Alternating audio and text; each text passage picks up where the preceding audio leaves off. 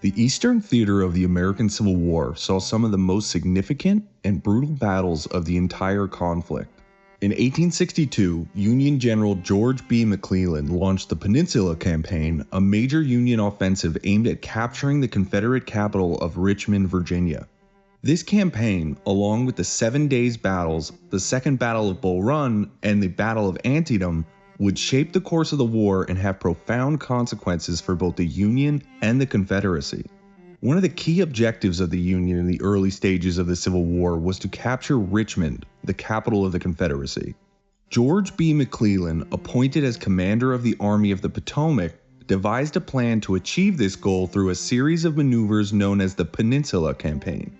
McClellan believed that by moving his army up the Virginia Peninsula between the James and York Rivers, he could approach Richmond from the southeast and take the city with minimal bloodshed. The campaign began in March 1862 when McClellan landed his troops on the Virginia Peninsula and began a slow, cautious advance towards Richmond. McClellan, known for his overly cautious nature, faced a smaller Confederate force under General Joseph E. Johnston. Despite having superior numbers, McClellan frequently overestimated the strength of the Confederate forces and moved at a slow pace, allowing the Confederates to regroup and fortify their defenses. By May, McClellan's army had reached the outskirts of Richmond, but his hesitation and failure to press the attack allowed the Confederates to launch a counteroffensive. In late May 1862, during the Battle of Seven Pines, Confederate General Johnston was wounded and command of the Confederate Army passed to General Robert E. Lee. Lee would go on to become one of the most renowned military leaders of the Civil War, and his leadership would dramatically change the course of the Peninsula Campaign. Instead of continuing to defend Richmond passively, Lee launched a series of aggressive attacks against McClellan's army, known as the 7 Days Battles. These battles, fought from June 25th to July 1st, 1862, saw Lee take the offensive and push McClellan's forces back from the outskirts of Richmond. The 7 Days battles included engagements at Mechanicsville, Gaines Mill, Savage's Station, Malvern Hill, among others. Although the Confederates suffered heavy casualties, they succeeded in preventing McClellan from capturing Richmond and forced him to abandon the entire campaign. The failure of the Peninsula Campaign had significant consequences for the Union war effort. McClellan's cautious approach, combined with Lee's bold and aggressive tactics, resulted in a missed opportunity for the Union to strike a decisive blow against the Confederacy. The campaign also solidified Robert E. Lee's reputation as a brilliant commander who could outmaneuver and outfight Union forces despite being outnumbered. Following the Peninsula Campaign, Lee shifted his focus northward and began a series of operations designed to drive Union forces out of Virginia. In August 1862, Lee's army clashed with Union forces at the Second Battle of Bull Run, also known as the Second Battle of Manassas. The Second Battle of Bull Run was fought from August 28th to August 30th, 1862, and was another major defeat for the Union. The battle occurred on the same ground as the First Battle of Bull Run, which had taken place the previous year. Union General John Pope, who had been placed in command of the newly formed Army of Virginia, sought to engage Lee's forces and win a decisive victory.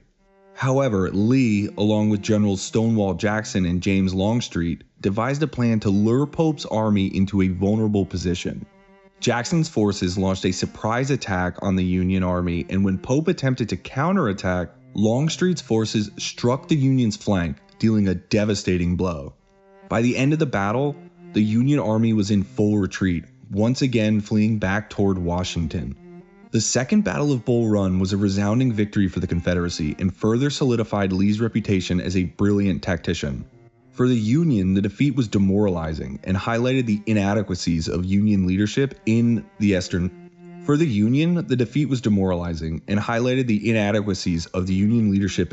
Theater. The loss also had a significant impact on Union morale, as many in the North began to question the Union's ability to even win the war. The Union's string of defeats in Virginia, from the Peninsula Campaign to the Second Battle of Bull Run, placed immense pressure on President Abraham Lincoln to find new leadership for the Union Army. In the aftermath of the Second Battle of Bull Run, Lincoln reluctantly reinstated George McClellan as the commander of the Army of the Potomac. McClellan, despite his earlier failures, was still popular among his troops and was seen as a stabilizing force at a time when the Union morale was at an all-time low. Lee, emboldened by his recent victories, decided to take the war into Union territory. In September 1862, he launched an invasion of Maryland, hoping to strike a blow that would further weaken Northern morale and potentially encourage foreign recognition of the Confederacy. Lee's army crossed the Potomac River and moved into Maryland, where they were pursued by McClellan's forces. The two armies would soon clash in one of the most significant and bloodiest battles of the entire war, the Battle of Antietam. The Battle of Antietam, fought on September 17, 1862 near Sharpsburg, Maryland, was the bloodiest single day in American history. The battle unfolded along the Antietam Creek, where Lee's Confederate forces were arrayed in defensive positions. McClellan, with a larger army, launched a series of attacks against the Confederate lines, but the fighting was fierce and the outcome uncertain. The battle began in the early morning when Union forces attacked Lee's left flank near the Dunkard Church.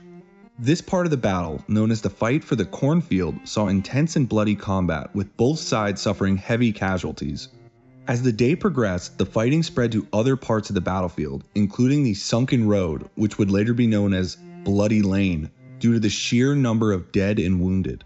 Despite McClellan's numerical superiority, he failed to coordinate his attacks effectively, allowing Lee's forces to hold their ground. Late in the day, Union forces launched a final assault on the Confederate right flank at a stone bridge over Antietam Creek known as Burnside's Bridge. After heavy fighting, the Union troops managed to cross the bridge, but Lee's army was reinforced just in time to prevent a complete collapse. By the end of the day, both sides had suffered staggering losses, with a combined total of over 22,000 casualties, including nearly 4,000 dead. The Battle of Antietam was technically a draw, as neither side achieved a decisive victory. However, Lee's forces, having suffered heavy casualties and lacking reinforcements, were forced to retreat back into Virginia. McClellan, despite having the opportunity to pursue and destroy Lee's army, chose not to follow up on the victory, allowing the Confederates to escape. Although the battle was inconclusive, Antietam had far-reaching consequences for both the Union and the Confederacy.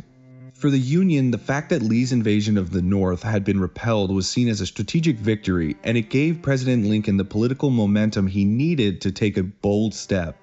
In the days following the Battle of Antietam, Lincoln issued the preliminary Emancipation Proclamation. The Emancipation Proclamation, announced on September 22, 1862, declared that all slaves in Confederate-held territory would be free as of January 1, 1863. While the proclamation did not immediately free any slaves, it fundamentally changed the nature of the war. What had begun as a war to preserve the Union now became a war to end slavery. The Emancipation Proclamation also had significant diplomatic consequences. By framing the war as a fight against slavery, Lincoln effectively ended any chance that Britain or France would recognize the Confederacy or intervene on its behalf. Public opinion in Europe was strongly against slavery at the time, and Lincoln's proclamation made it politically impossible for European powers to support the Confederate cause. The Battle of Antietam and the issuance of the Emancipation Proclamation marked a turning point in the Civil War. While the war would continue for several more years, the Union now had a clear moral purpose in addition to its military goals. The Emancipation Proclamation also gave the Union Army a new source of manpower, as African Americans were allowed to enlist in the military and fight for their freedom. The significance of Antietam extended beyond the battlefield. It was a moment that shifted the focus of the war and demonstrated that the Union was willing to fight not only to preserve the nation, but also end the institution of slavery. In the months and years that followed, the Union would continue to press its advantage, while the Confederacy, weakened by losses and the lack of foreign support, would struggle to maintain its hold on the southern states. The events of 1862, from McClellan's Peninsula Campaign to the Emancipation Proclamation, shaped the course of the war in profound ways. The battles, the strategies, and the leadership decisions of that year laid the groundwork for the ultimate outcome of the conflict. As the war dragged on, both the Union and the Confederacy would continue to adapt and evolve, but the lessons learned in 1862 would resonate for the rest of the Civil War.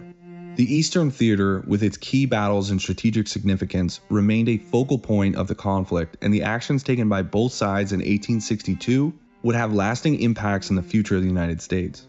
The Peninsula Campaign, the 7 Days Battle, and the Second Battle of Bull Run and the Battle of Antietam were all pivotal moments in a war that would reshape the nation. These battles tested the leadership of figures like Robert E. Lee, George McClellan, and Abraham Lincoln, and they revealed the determination and sacrifices required to bring an end to the conflict. In the end, 1862 was a year of both hope and despair, victory and defeat, but it was also a year that set the stage for the ultimate outcome of the Civil War.